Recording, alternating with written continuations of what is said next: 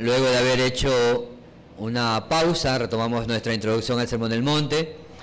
Hicimos una pausa por 2 semanas para considerar temas relevantes a lo que conocemos como Semana Santa o Semana de la Pasión, en el marco de los hechos redentores de Cristo Jesús. Hoy continuaremos y retomaremos la introducción al Sermón del Monte para considerar la tercera de las 6 ilustraciones utilizadas por el Señor en esta sección del Sermón del Monte que describe la relación del cristiano y la ley. Y es un pasaje bastante complejo también, dada diferentes interpretaciones y especialmente, como mencioné en un momento, por la complejidad del asunto y de la sociedad como se encuentra. El título del día de hoy es Una justicia mayor, el matrimonio y el divorcio. Aunque probablemente en algunas versiones lo enfoca solo hacia el divorcio, ¿no? Pero piensen esto, siempre que hablemos de divorcio hay un matrimonio antes. Estaremos en Mateo capítulo 5, versículos 31 y 32. Quiero leer todo el pasaje antes de orar. Mateo 5, 31 al 32. ¿Quiere leer usted? También fue dicho, cualquiera que repudie a su mujer, dele carta de divorcio. Pero yo os digo, el que repudia a su mujer, a no ser por causa de fornicación, hace que ella adultere. Y el que se casa con la repudiada, comete adulterio. Oremos. Oh Señor, nos acercamos a tu palabra, como siempre, con temor y temblor, porque es tu palabra, y la misma debe de ser interpretada, explicada y expuesta conforme tú lo has dicho, Señor, y no bajo las invenciones nuestras o preferencias nuestras.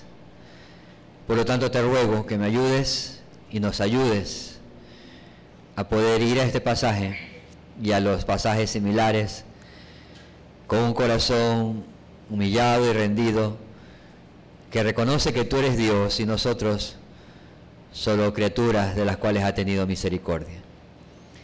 Dirígenos, oh Señor, a encontrar un consuelo y una esperanza, pero también a establecer principios firmes, innegociables, que tu palabra nos enseña. Te lo pedimos en el nombre de Cristo Jesús. Amén.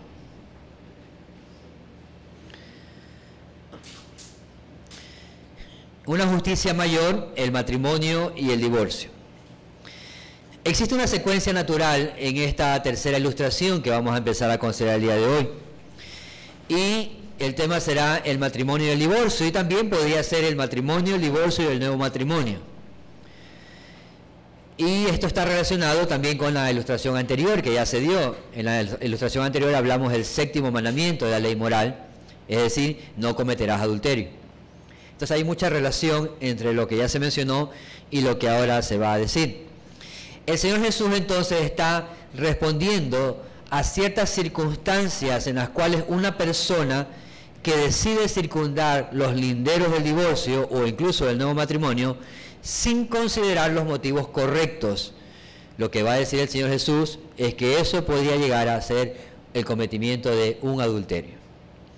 A diferencia de lo que algunos hemos llegado a pensar con respecto a este pasaje y otros similares, John Stott nos dice que esta tercera antítesis o ilustración es esencialmente, primero, un llamado a la fidelidad en el matrimonio, y no es una excusa para divorciarse por cualquier motivo.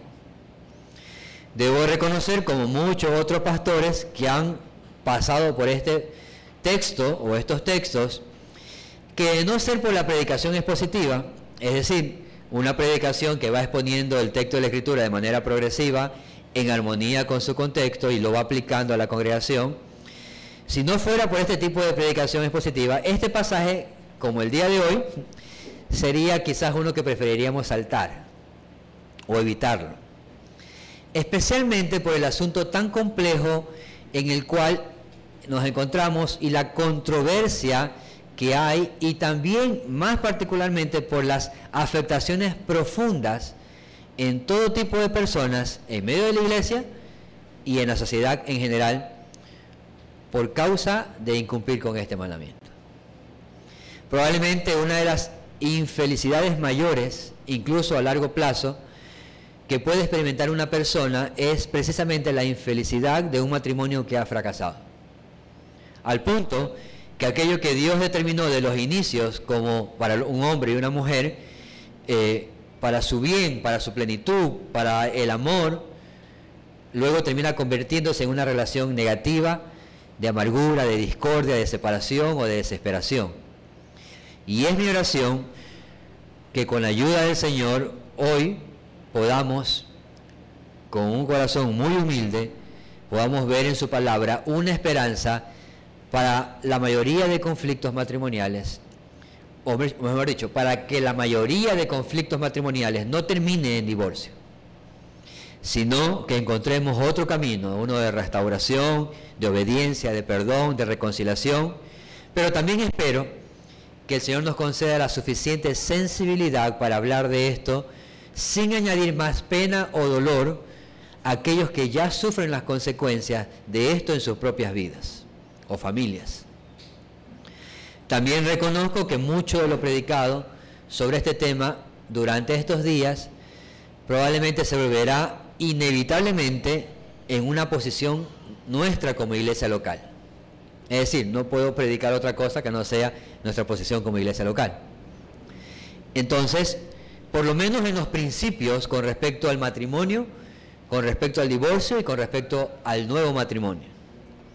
Entonces el Señor Jesús, en su exposición del Sermón del Monte, nos está recordando que en pasajes anteriores, la forma como Él había tratado con esto, Él ha dicho, o ha mencionado, oíste que fue dicho, pero luego menciona, pero yo os digo.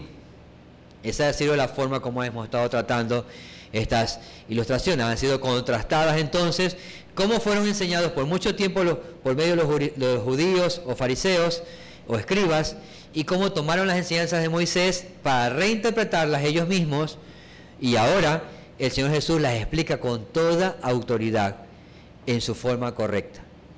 Y ahora exhorta a sus discípulos a considerar que su vida debe de evidenciar esta justicia mayor que la de los escribas y fariseos, si es que desean formar parte del reino de los cielos.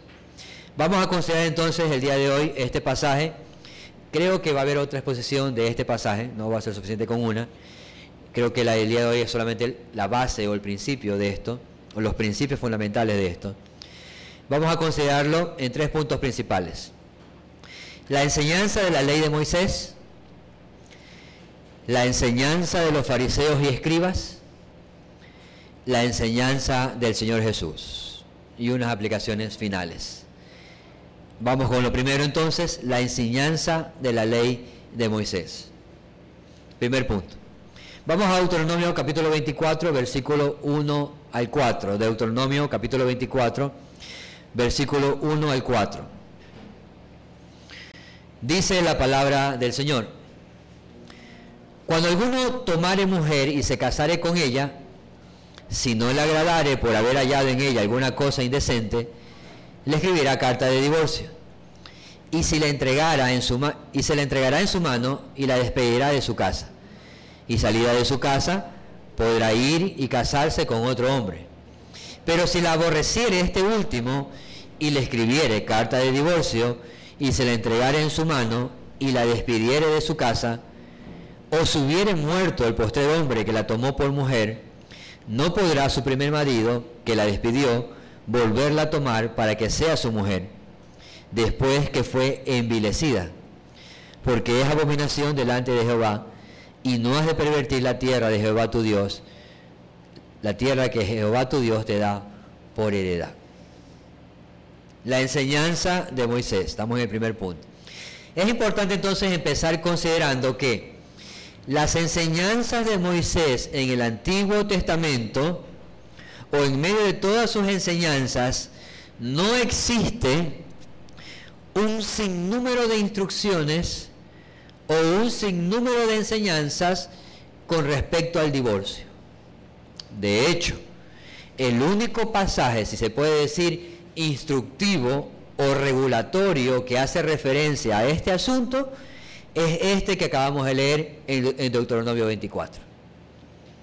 Es decir, no hay muchos pasajes en el Antiguo Testamento, hablando de la ley de Moisés, que se hayan dado con respecto a instrucciones particulares referentes al divorcio. Este es el único, en ese sentido. Y es precisamente la escritura que los pasajes, en este caso los fariseos y los escribas, habían reinterpretado para sustentar sus enseñanzas o sus prácticas. Además, en la ley mosaica no se menciona comúnmente el término adulterio dentro del contexto del divorcio. La pregunta es ¿por qué? Sí se menciona el término adulterio, pero dentro del contexto de la relación de Dios con su pueblo, muchas veces. Pero hablando del término adulterio dentro del contexto del divorcio entre un hombre y una mujer, no es comúnmente encontrado.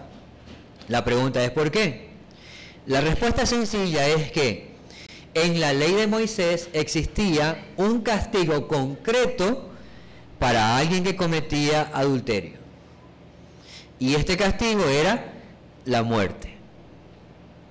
Por lo menos en sus primeras dispensaciones era así. Cualquier persona que se encontraba bajo esta ley y era encontrado culpable de adulterio, era inmediatamente lapidado hasta que muriera. ¿Ok?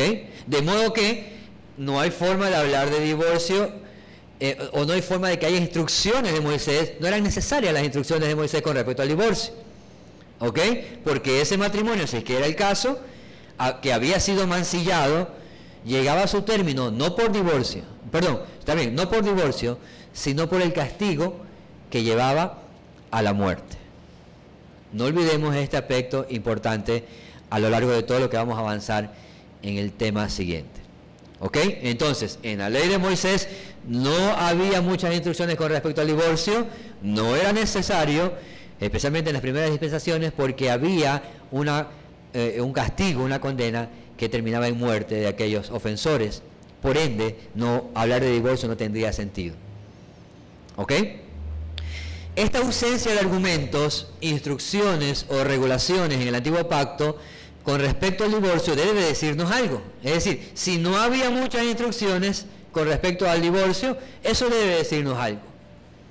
Por otro lado, la abundante mención de la Escritura desde Génesis sobre un matrimonio, sobre una institución, sobre sus propósitos principales, sobre sus integrantes, sobre su pureza, sobre su permanencia, sobre sus regulaciones, la abundante instrucción de todo eso, entonces nos dice claramente la importancia del matrimonio para Dios, para Moisés, en sus enseñanzas y sus leyes, y luego para Cristo, quien hace una referencia correcta a esas instrucciones dadas por Moisés. Porque desde el inicio el Señor siempre ha dicho, en Génesis 2, versículo 21, el Señor siempre ha dicho, Génesis 2, 21 en adelante dice, entonces el Señor Dios hizo caer un sueño profundo sobre el hombre y éste se durmió. Y Dios tomó una de sus costillas y cerró la carne en ese lugar. Y de la costilla que el Señor Dios había tomado del hombre, formó una mujer y la trajo al hombre. Y el hombre dijo, esta es ahora hueso de mis huesos y carne de mi carne. Ella será tomada mujer, porque del hombre fue tomada. Por tanto, el hombre dejará a su padre y a su madre, y se unirá a su mujer, y serán una sola carne. Y estaban ambos desnudos, el hombre y su mujer, y no se avergonzaban. Con esto en mente, quiero tomar una definición prestada de lo que es el matrimonio. Decía alguien, el matrimonio es una institución creada por Dios, en la cual un hombre y una mujer se comprometen a través de un pacto.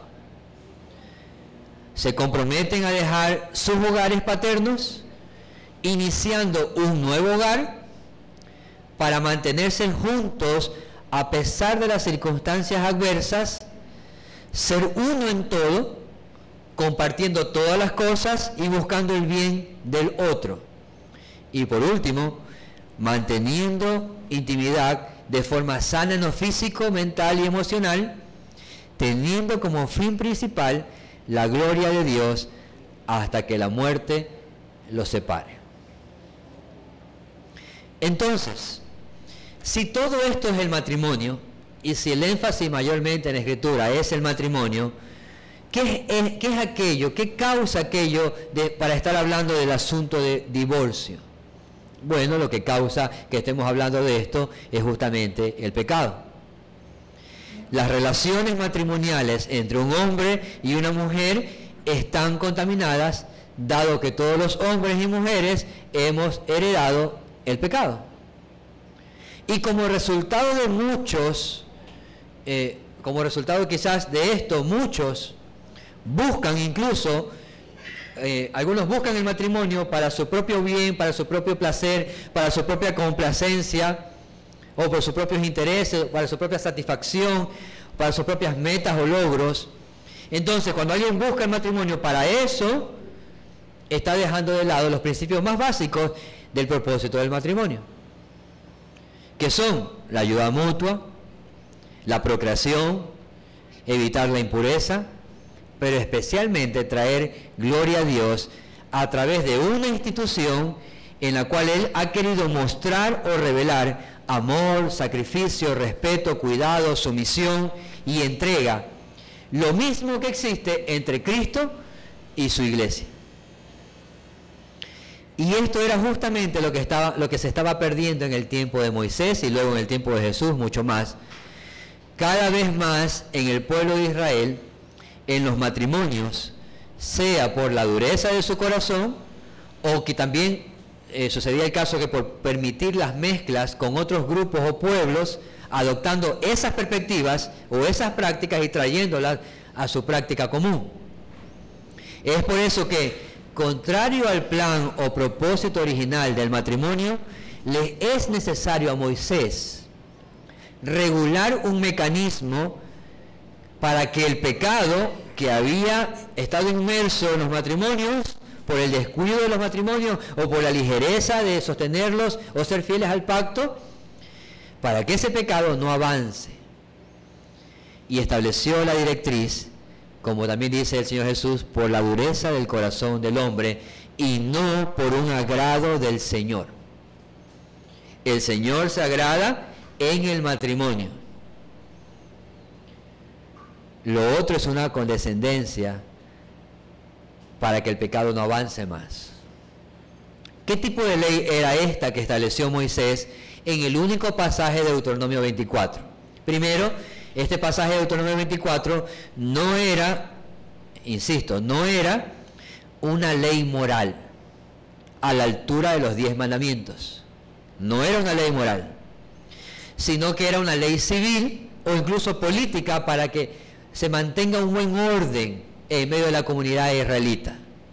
Algunas de estas leyes particulares mostraban un matiz de tolerancia o permiso, si se quiere decir, no con la intención de aprobar el mal al que se referían, porque Dios aborrece todo pecado, pero sí con la intención de evitar males mayores, que ciertamente se producirían si es que no se establecía un cauce adecuado para ese afluente que estaba a punto de desbordarse. Lo mismo pasó con otras leyes que, por ejemplo, regulaban. Usted ha leído quizás la ley que regulaba la usura. Entonces, se regulaba eso para que esa usura no sea ejercida dentro del pueblo de Israel, entre los hermanos israelitas. O también la ley que reguló la poligamia, cuando un hombre llegaba a tener 2 esposas y luego empezaba a preferir a una o a la otra, o a los hijos de una o a los hijos de la otra. Entonces, esas leyes procuraban detener ese pecado, o por lo menos circunscribirlo para que no avance más, dándole derecho, en el caso de la ley con respecto a la poligamia, dándole los mismos derechos a todos los descendientes y a todas las esposas. Pero aunque Moisés regulaba o toleraba esto a través de leyes, debemos recordar que Dios lo condenaba, porque eran pecado. Moisés regulaba o toleraba a través de leyes, Dios lo condenaba. Y por eso se permitía que se establezcan este tipo de leyes para prevenir un mal mayor. De la misma manera, cuando llegamos al pasaje de Deuteronomio 24, esta ley de Moisés sobre el divorcio era una ley permisiva que bajo ningún concepto aprobaba la emisión de un acta de divorcio por cualquier causa leve.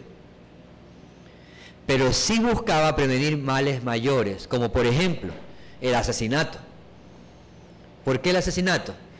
La naturaleza de muchos judíos les llevaba a pensar lo siguiente: ellos se sentían con tal incomodidad o antipatía por su actual esposa y no iban a estar tranquilos hasta derramar sangre, sabiendo que no podían separarse del vínculo matrimonial. Entonces, esa situación conyugal podría terminar incluso en un asesinato. Por lo tanto, la ley establecida principalmente, fue establecida también para proteger la integridad de la mujer, antes que para tolerar o excusar grandes pecados de los hombres. Se les permitía que un hombre repudiara a su esposa cuando ésta no le agradaba por causas justas, pero no la terminara matando. Se le permitía entregar carta de divorcio pública y en esa carta debían exponer las causas de esa decisión. El problema era que algunos no tenían causas válidas o verdaderas. Por lo tanto, era una vergüenza porque que por una causa leve, egoísta o simplemente superficial transgredan la santa institución del matrimonio que Dios estableció haciéndolos una sola carne. Además, dada la cultura o perspectiva judía, sumado al lugar que ocupaba la mujer en la sociedad civil y en la sociedad en general, junto con la interpretación sesgada de la ley que ellos tenían, solo al hombre se le permitió dar carta de divorcio y no a la esposa. Claramente, los problemas de pecados mencionados se suman a otros más. Si la esposa hubiese tenido alguna causa justa, como lo veremos más adelante cuáles son, ella debería tener el mismo derecho que el hombre, o la misma libertad que el hombre, para exponer aquello. Sin embargo, como ya fue mencionado, este tipo de ley trataba con el pecado de los hombres, buscaba, entre algunos propósitos, salvaguardar la integridad de la mujer. ¿Por qué? Porque una mujer podía terminar siendo considerada adúltera o prostituta, donde peligraba su vida y su integridad, siendo normalmente la parte más sensible y afectada por estos asuntos. Por lo tanto, dado que el matrimonio es un pacto público y solemne de compañerismo con un hombre y una mujer, entre un hombre y una mujer, el divorcio mencionado en Deuteronomio 24 era la disolución solemne del pacto de ese matrimonio por causas justas, que no solo eran conocidas o evaluadas por las dos partes involucradas, sino que estaba de por medio el juicio de otros a su alrededor. Lamentablemente es todo lo contrario que vemos en nuestro alrededor ahora. Vemos a un hombre y a una mujer que se casan y luego deciden terminar con su matrimonio por incompatibilidad de caracteres o cosas que solo ellos saben y que han juzgado ellos mismos como motivos suficientes para terminar el pacto matrimonial. La ley de Moisés en Deuteronomio 24 entonces no promueve el divorcio por cualquier motivo u ocurrencia. Da lugar, por eso también el pasaje da lugar a que la parte afectada contraiga nuevas nupcias siempre que se haya evaluado las causas del divorcio que fueron correctas. De hecho, hay una restricción en el mismo pasaje de Deuteronomio que leímos, se restringe volver a tomar a la mujer que ya repudiaste anteriormente. ¿Por qué? Bueno, el Señor regula todo eso por la dureza del corazón del hombre. El matrimonio no es un juego. Resalta la seriedad y la santidad del matrimonio. No es un juego de niños que podamos tomar a la ligera. Si hay una decisión de contraer matrimonio con alguien, debe ser una decisión consciente, voluntaria, seria, por todo lo que amerita. La legislación mosaica entonces, por lo tanto, se introdujo para regular y controlar una situación que no solo se había convertido en caótica, sino que era injusta para la mujer. Y además iba a conducir, si no se regulaba, iba a conducir a sufrimientos inimaginables y a cosas inacatables, incluso entre las mujeres y los niños dentro del matrimonio. Por lo tanto, Dios ha dicho que aborrece tales tipos de separación y acciones, como decía el pasaje, porque es abominación delante de Jehová y no es de pervertir la tierra de Jehová tu Dios que te da por heredad.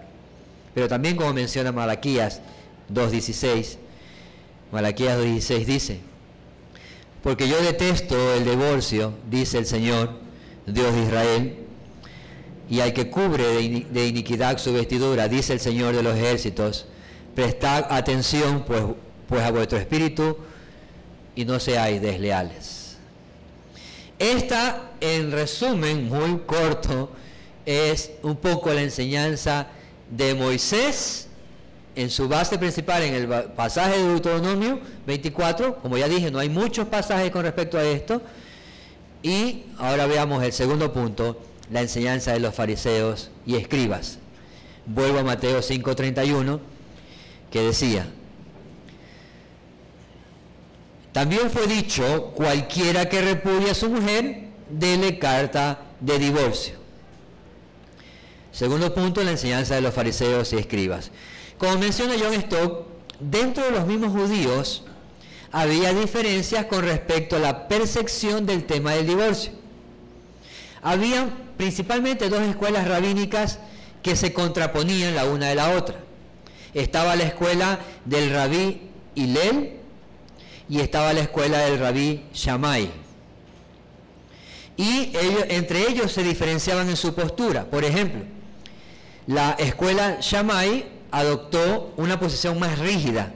Ellos enseñaban, basados en Deuteronomio 24, que la única base para el divorcio era una ofensa matrimonial grave, algo evidentemente indecoroso e indecente. Esa era su posición.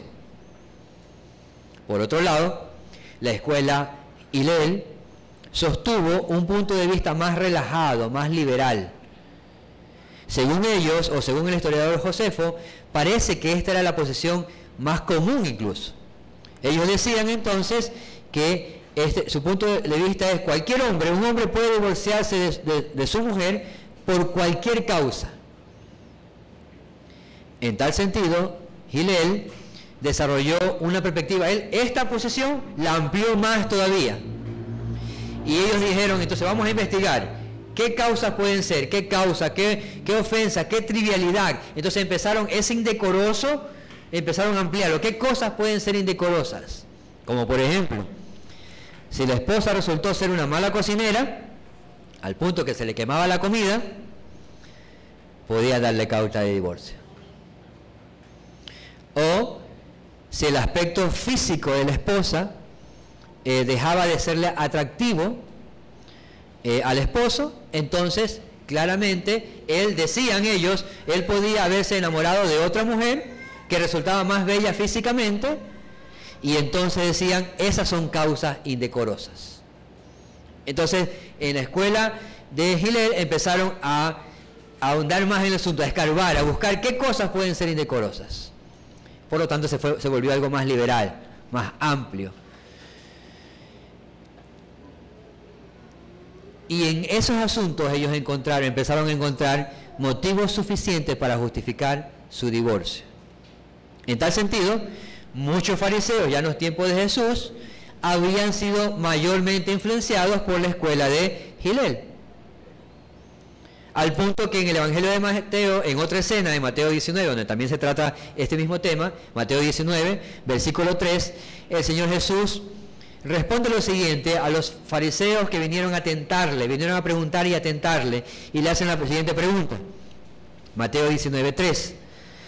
Entonces vinieron a él los fariseos tentándole, diciéndole, ¿es lícito al hombre repudiar a su mujer por cualquier cosa? Ellos querían saber de qué lado o de qué escuela se iba a ubicar el Señor Jesús en esta controversia.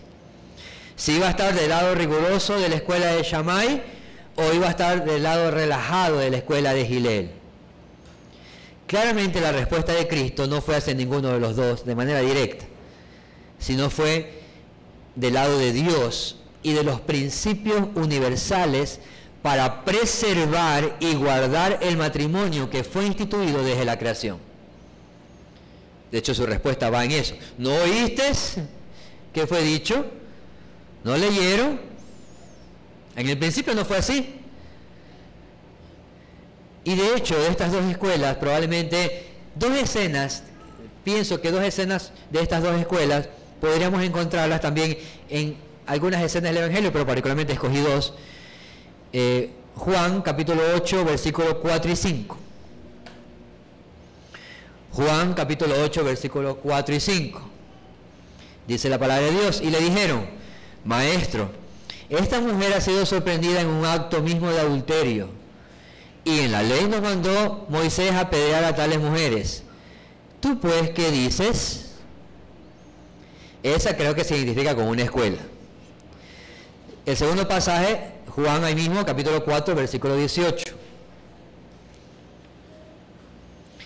Dice: porque 5 maridos has tenido, y el que ahora tienes no es tu marido.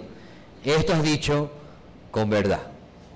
Ese creo que se identifica con otra escuela. Entonces, por un lado vemos a un grupo de hombres queriendo aplicar estrictamente la ley de Moisés, juzgando un acto de adulterio solo a la mujer, una práctica que probablemente había perdido su continuidad por ellos mismos. Ellos dejaron de hacer eso. Pero por otro lado encontramos a un grupo de hombres, un grupo de judíos, 6, y a una mujer, que probablemente habían abusado de la superficialidad con la cual habían interpretado la ley, contrayendo matrimonio vez tras vez, llegó a 5, y ya iba por un sexto, sin considerar la relevancia y la honra que Dios le había dado al pacto matrimonial. Probablemente la sociedad judía había asumido esto como parte de su moralidad, o de normalidad incluso. El gran error de los fariseos entonces fue ¿cuál fue uno de los errores de ellos? Ellos consideraron en este pasaje que Dios estaba dando provisión a través de Moisés para que ellos puedan divorciarse por cualquier causa. Y no consideraron que Deuteronomio 24, en vez de dar provisión o enseñar el tema del divorcio, lo que estaba era buscando preservar el matrimonio.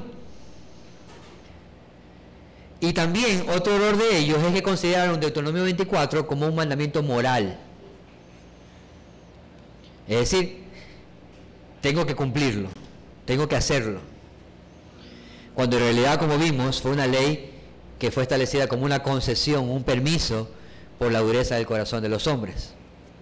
Por eso, cuando interactúan con Jesús, ellos hacen alusión y le preguntan, le dijeron, más adelante en Mateo 19, versículo 7, ¿por qué pues mandó Moisés dar carta de divorcio y repudiarla? ¿Por qué? O también, como vimos el pasaje de hoy, también fue dicho, cualquiera que repudie a su mujer, dele carta de divorcio. Entonces ellos habían recibido la versión de la ley mosaica incompleta y superficialmente interpretada por los escribas y fariseos, en donde claramente, y lo que está haciendo el Señor Jesús es exhortándolos y explicando todo esto a lo largo del Sermón del Monte. Su interpretación y su enseñanza era precisamente lo que el Señor estaba exhortando. No es así, no es como fue dicho. Tú dices que Moisés dijo esto, pero no es como tú lo has interpretado. La interpretación y enseñanza de muchos escribas y fariseos se enfocaba principalmente en algo superficial. De hecho, ellos estaban enfocados en cómo puedo dar carta de divorcio, cómo puedo salir de este matrimonio. Cuando la parte más importante de la ley mosaica hablaba de que había que preservar el matrimonio. Y que si se daba carta de divorcio, entonces eso no era un mandamiento. Hay algo que se llama perdón antes de llegar, o reconciliación antes de llegar a esos puntos. Ambas cosas lo consideraron como un mandamiento de Moisés y por ende de Dios, ellos. ellos no pudieron considerar el Deuteronomio 24, no lo consideraron como algo opcional, sino como un mandato. Era una instrucción divina, entonces tenemos que hacerlo así. Eso fue una concesión por la debilidad humana, por la dureza del corazón de los hombres. Como dice el pasaje, por esta razón Moisés permitió repudiar y dar carta de divorcio. Por lo tanto, existía un entendimiento erróneo de los escribas y fariseos. Primero, porque el enfoque de ellos en la interpretación del pasaje ellos decían, podemos preocuparnos. Cuando leo este pasaje, lo primero que quiero pensar es en mi libertad para divorciarme. Quiero ser libre. Pero no consideraron la santidad y la preservación del matrimonio. Tampoco buscaban dar carta de divorcio. Ellos buscaban dar carta de divorcio por cualquier motivo. Y justamente lo que le preguntan a Jesús es, bueno, ¿de qué lado estás tú? Y cuando ellos preguntan, ¿por qué mandó Moisés a darle carta de divorcio y repudiarla? Lo hacen de una forma cacciosa, quieren ponerle una, como decimos en nuestro argot, una cascarita para que tropiece, pretendiendo que el Señor caiga en sus trampas y tomar la respuesta que el Señor dijo para aplicarla a su propio orgullo o su propio deseo. Esto no debe de pasar desapercibido, porque justo estas tres consecuencias de ese entendimiento que tenían los escribas y fariseos, a veces la vemos en nuestro propio contexto. Mencioné tres cosas. Su enfoque estaba principalmente en su libertad. Ellos querían buscar cualquier aspecto para dar carta de divorcio y querían tomar las palabras de Jesús para aplicarlo a sus propias situaciones. Y lo mismo a veces pasa en nuestro contexto. Primero, su enfoque principal es pensar que el divorcio me va a dar una libertad que no tengo ahora. Y no veo otro norte, no veo otra posibilidad para obtener esa libertad que no sea el divorcio. Y como quiero esa libertad, están atentando contra mis derechos personales, quiero el divorcio. Y se escucha eso también. También, la segunda, es que buscan cualquier excusa para divorciarse. Examinan los mínimos detalles, las mínimas palabras, las mínimas acciones. Tienen guardado todos esos detalles como argumentos para decir que el matrimonio es indecoroso. Y por ende, cuando recibe algún consejo contrario a esto, eso es tomado como una ofensa. ¿Cómo vas a decir tú eso? Es que tú no estás en mi lugar, tú no has sufrido, tú no sabes. Y tercero, algunos llegan a tomar, como dice el pasaje, incluso toman la escritura, toman pasajes de la escritura, como intentaban hacer los fariseos, para decir, pero ¿por qué dice aquí esto? ¿Por qué yo no puedo estar en esa situación que dice aquí? ¿Por qué la Biblia dice esto aquí y allá?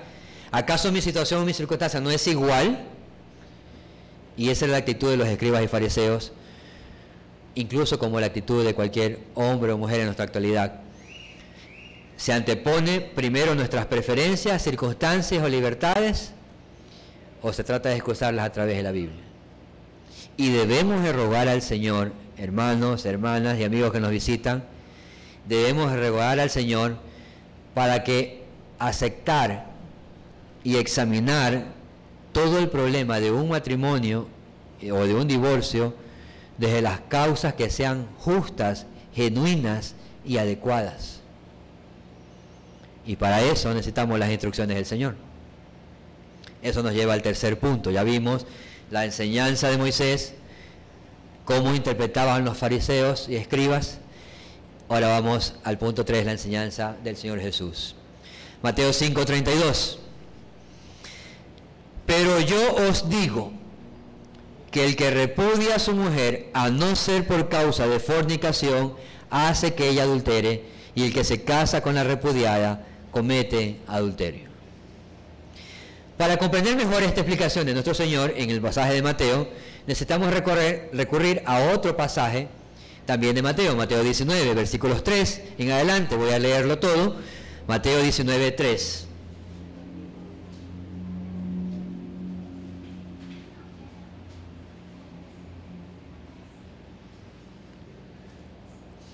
Entonces vinieron a él los fariseos, Mateo 19, 3.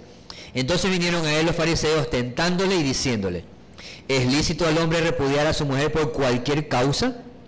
Él respondiendo les dijo, ¿no habéis leído que los hizo al principio, varón y hembra los hizo, y dijo, por esto el hombre dejará padre y madre y se unirá a su mujer, y los dos serán una sola carne?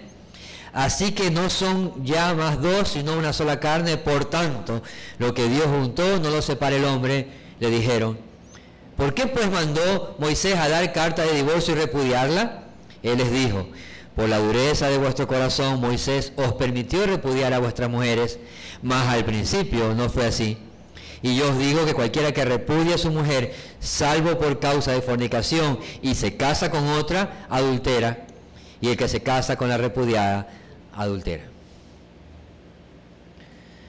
Si recordamos la anterior figura, en el pasaje que vimos hace semanas atrás, cuando hablamos de del adulterio, y que tenía como manifestación también la codicia o la lujuria en el corazón, podríamos decir que la lujuria se iniciaba probablemente con una mirada vana, ¿ok? Así muchas lujurias inician con una mirada vana. Pero también podemos decir que un divorcio puede comenzar con una mente vana. Por otro lado, a su vez también, la lujuria también puede comenzar con una insatisfacción sexual, pero el divorcio puede comenzar con una insatisfacción marital. Es decir, con un pensamiento de descontento. Algo como esto: mi cónyuge ya no es tan interesante como quizá lo era antes, o como lo vi por el Facebook, ni atractivo. Por lo tanto, no me da lo que busco, no se preocupa por mis intereses ni mis necesidades. Por último, no muestro ya ningún interés en complacerme en estos días, por lo tanto, no hay nada que seguir buscando allí. En casos como estos o similares, los argumentos legales para sustentar un divorcio se basan principalmente en la mera satisfacción personal. Por ende, tanto en los días de Jesús como en los nuestros, los hombres y mujeres buscan divorciarse de una manera tan fácil, sin considerar lo que ha dicho el gran legislador sobre el matrimonio y las posibles causas luego del divorcio. Jesús le está diciendo a los fariseos y escribas que está prohibido todo tipo de divorcio, altivo y arrogante. Es decir, si es un divorcio en el cual donde predominan nuestro orgullo, nuestra arrogancia, donde se toman en cuenta solo nuestra satisfacción o nuestros puntos de vista y no se toman en cuenta las bases principales del matrimonio, sino solo circunstancias personales. Pero además también nos dice que todo tipo de divorcio con estas características incluso puede llevar a luego de divorciarse y casarse con otra persona a adulterio, a un pecado mayor. Entonces vemos entonces que el matrimonio es una institución santa que Dios ha santificado para sus propósitos. Por lo tanto, la respuesta del Señor no solo va hacia Moisés, sino que la respuesta del Señor va al origen o institución del matrimonio. ¿No habéis leído? ¿No habéis oído? Dios lo hizo, Dios dijo, Dios lo juntó. Por lo tanto, lo que los hombres y mujeres no deberían buscar separar lo que Dios ha unido y establecido. Su respuesta no fue diferente a posicionarse en alguna escuela u otra, sino hacia lo que Dios había dicho con respecto al matrimonio. En el principio no fue así.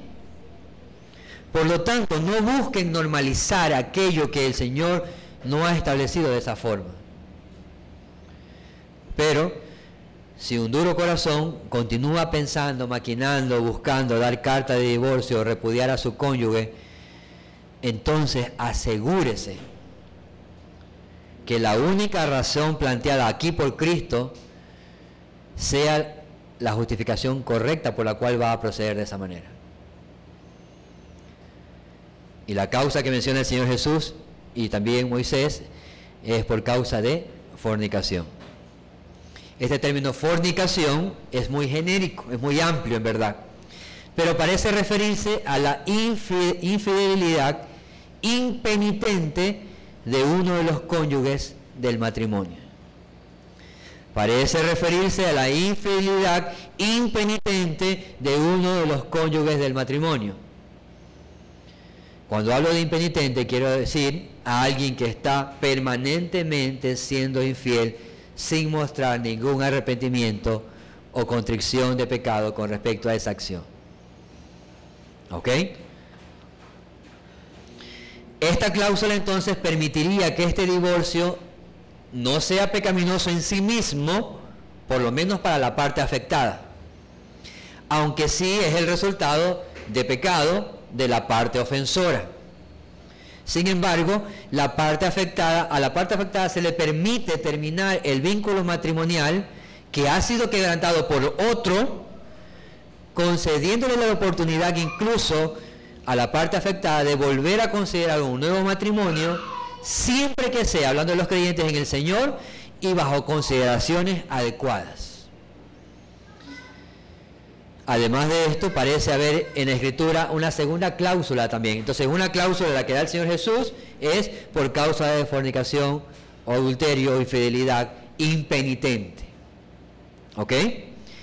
Pero vemos otra cláusula que también es dada, en este caso por el apóstol Pablo, en 1 Corintios 7:15, que dice lo siguiente: pero si el incrédulo se separa, sepárese, pues no está el hermano o la hermana sujeto a servidumbre en semejante caso, sino que a paz nos llamó Dios.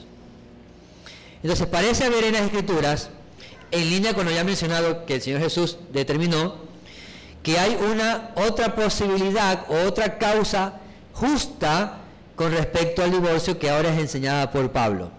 Usted recuerde que la iglesia de Corinto tenía muchos problemas en este sentido. Esta iglesia iba creciendo cada vez más, hombres y mujeres se convertían al Señor, pero parece que se daba la siguiente escena. El esposo, digamos un hombre que es esposo se convierte, y la esposa no, la esposa sigue incrédula. Ahora él es una nueva criatura en Cristo Jesús, pero su esposa sigue siendo pagana. Ellos estaban aprendiendo, hablando de la iglesia, estaban aprendiendo de que era necesario separarse del mundo y del pecado. La conclusión a la que algunos llegaron fue: no puedo seguir viviendo con mi esposa, que es incrédula y es pagana, es idólatra, si que quiero tener una vida cristiana, entonces debo de divorciarme de ella. Lo mismo pensaban los hombres esposos o las mujeres, llegaron a pensar así, que para vivir en una santidad cristiana tenían que divorciarse o separarse de sus esposos incrédulos. ¿Ok? La enseñanza del apóstol Pablo es clara en todo el capítulo. Nuevamente, hay un principio universal que debemos de cuidar y preservar. Ese principio universal no es el divorcio. El principio universal que debemos de cuidar y preservar es el matrimonio. Por lo tanto, hermana o hermano creyente, no abandone a su esposo, lo que está diciendo Pablo en el contexto del pasaje de 1 Corintios. No abandone a su esposo, no abandone a su esposa incrédula. No es un motivo válido o correcto para pensar en el divorcio. Incluso da instrucciones en el mismo contexto del pasaje de Corintios que experimenta el incrédulo y los hijos como beneficio de que hay un creyente en esa familia, sea el esposo o la esposa. Pero luego dice: pero si el cónyuge incrédulo es quien abandona los votos matrimoniales y por ende abandona impenitentemente a su esposa o esposo, entonces los motivos son ya no solo fornicación, adulterio, infidelidad, sino que también es la deserción voluntaria o el abandono. Ese sería un segundo motivo: el abandono o la deserción voluntaria de uno de los cónyuges. Entonces el hermano o hermana afectado puede recurrir al divorcio, dado que no hay matrimonio que preservar. Ha sido abandonado o ha sido abandonada. Por lo tanto, volviendo al pasaje de Mateo 5:32, nuestro Señor dice que si alguien se divorcia de su esposa o esposo por alguna razón que hace la esposa, tiene que asegurarse que sea la razón correcta. Porque si se divorcia y esa persona se casa con otro y él mismo se casa con otro, están cometiendo otro adulterio. de esto hay muchos debates en el asunto, nuevamente. La instrucción del Señor, a pesar de todos los debates, es bastante clara en el pasaje. No hay muchos argumentos válidos o no hay muchas causas válidas a los ojos de Dios para disolver un matrimonio. Según Jesús, hay una. Según Pablo, quizás hay otra más. Pero en el caso del Señor Jesucristo nos dice que si alguien repudia a su esposa o esposo por cualquier otro motivo que no sean enseñados en la palabra de Dios, hace que ella adultere o que él adultere, y en ese caso ese nuevo matrimonio no es válido tampoco. Cuando los motivos de los divorcios no han sido los correctos según la palabra del Señor. En resumen, sé que es un tema complejo y hay muchas cosas que pueden estar en mente. Espero la siguiente semana seguir respondiendo algunas. Pero lo que he querido hoy es que la base esté primero establecida antes de hablar de diferentes causales.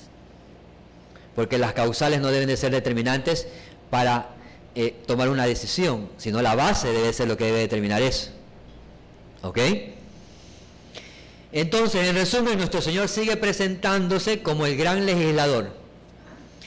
Toda la ley procede de Él únicamente. Y Él es, en el Antiguo Pacto, quien estableció una breve legislación temporal para el pueblo de Israel que pretendía tratar con circunstancias o casos especiales de pecado. También estableció castigos directos a aquellos que fueran encontrados en adulterio, muerte por lapidación, y esa práctica se descontinuó. También se estableció la regulación de un derecho, no de una obligación. Piensen esto, el divorcio se vuelve un derecho para el afectado, pero no es una obligación. Se vuelve un derecho. Podría reclamar ese derecho, pero no está obligado a hacerlo, si que quiere guardar el principio del matrimonio. Por lo tanto, aunque hay un castigo directo a lo que eran encontrados en adulterio, ese derecho no es una obligación, pero sí es un derecho. Y esa carta que se es entregada en el matiz que hemos visto, la causa o los motivos deben estar especificados, únicos eran el adulterio o la fornicación o la infidelidad impenitente. Estas regulaciones entonces, si eran llevadas de manera adecuada, dan lugar para que la persona afectada pueda pensar o pueda luego pensar en un nuevo matrimonio.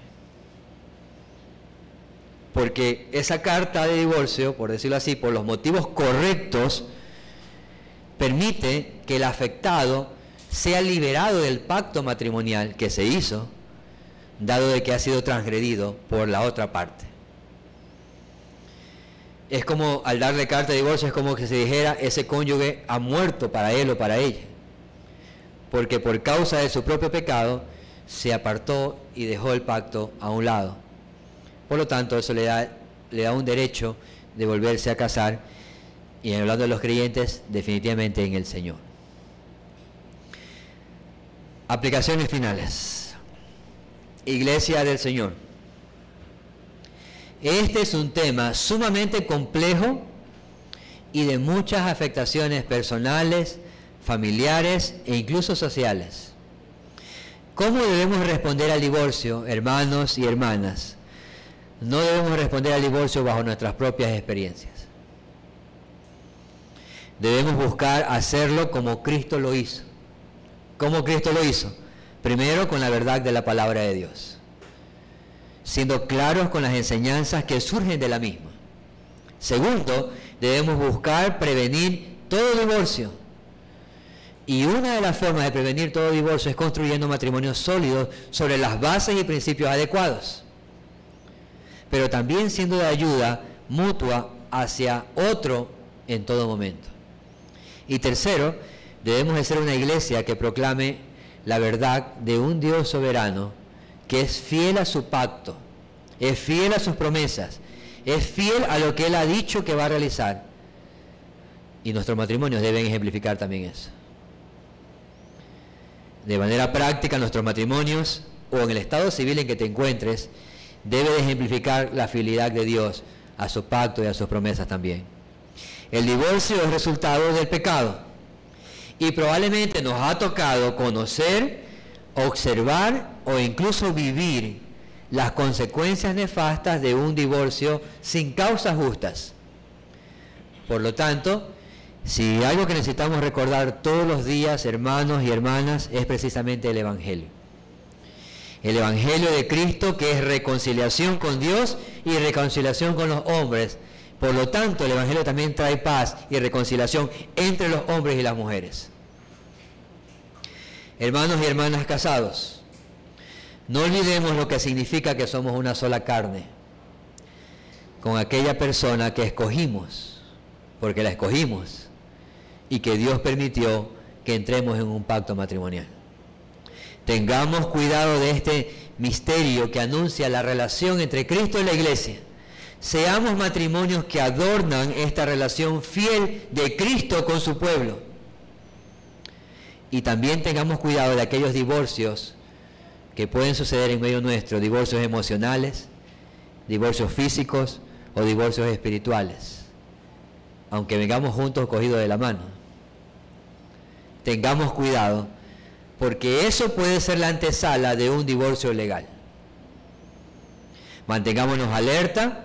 El divorcio no es algo que sucede de la noche a la mañana, sino que probablemente es un proceso de días, meses o años en los cuales se ha bajado la guardia, tiempo en el cual probablemente Jesús también ha dejado de ser el centro de nuestras vidas. Solteros y solteras, disfruta de esta etapa de tu vida ahora, especialmente si estás en Cristo. Disfruta de eso. La Biblia dice que debes tener cuidado de las cosas del Señor. Los solteros tienen principalmente cuidado de las cosas del Señor con mayor intensidad. Pero ten cuidado de 3 cosas. Primero, no descuides tu pureza, no te aferres a tu soltería y no tengas temor del matrimonio. Quizás este temor surge de malos ejemplos, de malas experiencias que pudimos haber experimentado o vivido. Pero en cualquiera de los casos, tienes un Padre que te cuida en el estado civil que te encuentres. El Padre de las luces nos concede todo lo que necesitamos a su debido tiempo. Y si es el matrimonio que necesitamos, lo concederá a su debido tiempo. Hermanos divorciados, por último, si hoy llegas a la conclusión de que tu divorcio no fue por causas bíblicas, ten paz para empezar. Porque en Cristo somos nuevas criaturas. Y no hay pecado que no pueda ser limpiado y cubierto por la sangre derramada en la cruz por el Hijo de Dios. No hay pecado que no pueda ser limpio por Cristo y su sangre. Somos nuevas criaturas. Y no hay pecado que Cristo no pueda perdonar si es que hay un corazón contrito y humillado ante su palabra. Solo Él puede ayudarnos a renovar lo que el pecado ha destruido. Y entre esto, la amargura, el dolor, la tristeza, la culpa, la frustración. Él es el Dios de toda consolación. Entonces puedes recurrir a Él. Si su divorcio fue por causas injustas, puedes y debes recurrir a Él. Y si su divorcio fue por causas justas, no creas que eres una persona de segunda categoría que no tiene derechos por haber tenido un matrimonio fallido. Eres un hijo de Dios, que Cristo ha derramado su sangre y ha salvado por su gracia. Un matrimonio fallido no te define quién eres. Cristo te define quién eres. Por lo tanto, encuentra esperanza en Cristo Jesús, quien te sostendrá en todo momento en el estado civil en que te encuentres. Oremos.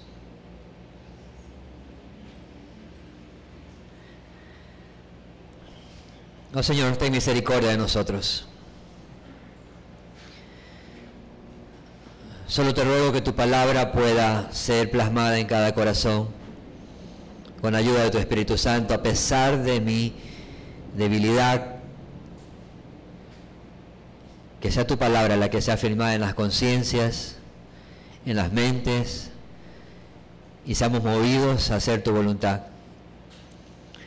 a defender lo que nos has dado, los principios que nos ha dado, el matrimonio, a guardar la familia, a amar al cónyuge, a entregarnos, a sacrificarnos el uno por el otro. Ayúdanos a sostener esos principios, primeramente. Pero si has concedido en tu providencia que alguno pase por alguna situación de estas, estar el límite del divorcio o haber pasado por un divorcio, Señor, te ruego que traigas consuelo, te ruego que traigas paz al corazón, que traigas claridad a tu palabra de las cosas que se hicieron mal y arrepentimiento de las cosas que se hicieron mal, para que tú puedas restaurar ese corazón y esa alma. Y aquellos que están pensando en alguna decisión, ojalá no haya nadie aquí, ayúdales a considerar el matrimonio hasta lo último, con todas sus fuerzas. Es un derecho que tienen, pero no están obligados a hacerlo. Ayúdalos a confiar en la obra suya en el corazón de los hombres, buscar la reconciliación, la restauración, mientras se pueda. Ayúdanos a esforzarnos a buscar tus principios antes que nuestros propios libertades y derechos. Ten misericordia de nosotros como iglesia, Señor, para poder consolar, dirigir, ayudar a aquellos hermanos, hermanas o personas que vengan a este lugar y hayan pasado por una situación como esa, sin juzgarlos, sino amándolos, como Cristo ha tenido misericordia de nosotros. Le pedimos todo esto y le damos gracias en el nombre de nuestro Señor y Salvador Jesucristo. Amén.